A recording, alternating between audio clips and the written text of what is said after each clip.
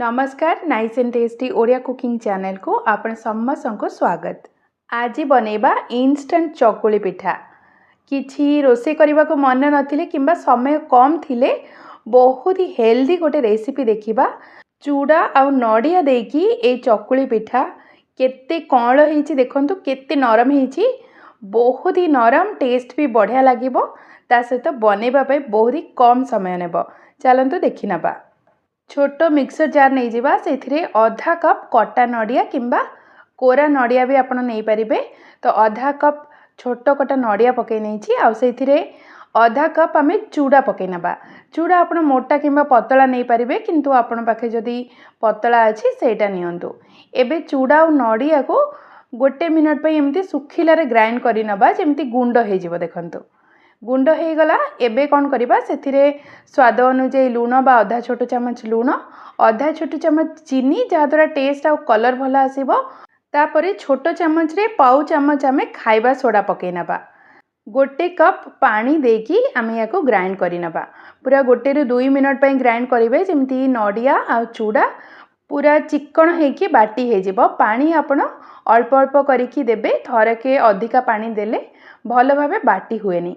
तो देखो चूड़ा और नड़ियार बटा मु गोटे पात्र रे पके नउछि, आउ अल्प से पानी देकी मिक्सर जार को भी धोईकी आमे पके नबा।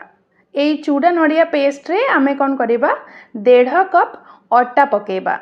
आटा चूड़ा नड़िया जेहेतु व्यवहार करिसेंती, बहुत ही हेल्दी।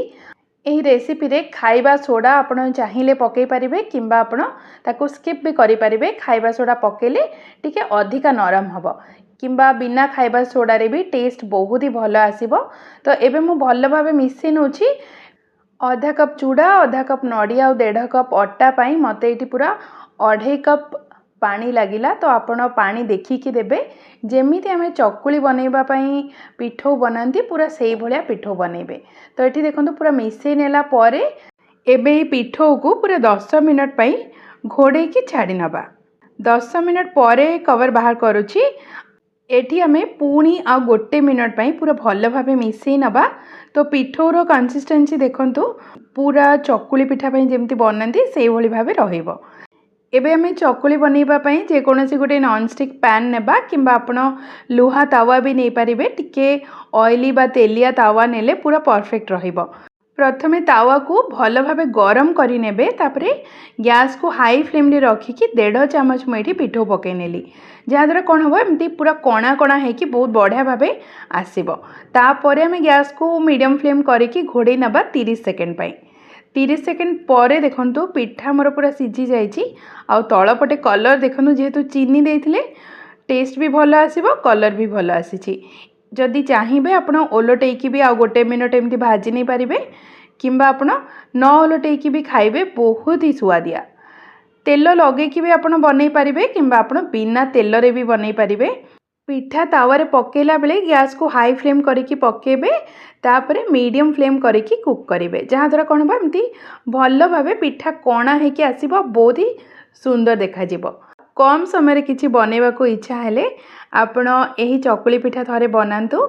बनेबा पई जेते कम समय लागिला, खाइबा पई सेते ही सुआदिया रहिबो। ए चकुली पिठा आपण आलू तरकारी, चटनी, किंबा आपण जे कोनोसी चिकन किंबा मटन तरकारी सहित भी खाइबे, बहुत ही टेस्टी। वीडियो को लाइक करंतु, शेयर करंतु। आम चैनल नाइस एंड टेस्टी को एबे ही सब्सक्राइब करंतु। धन्यवाद।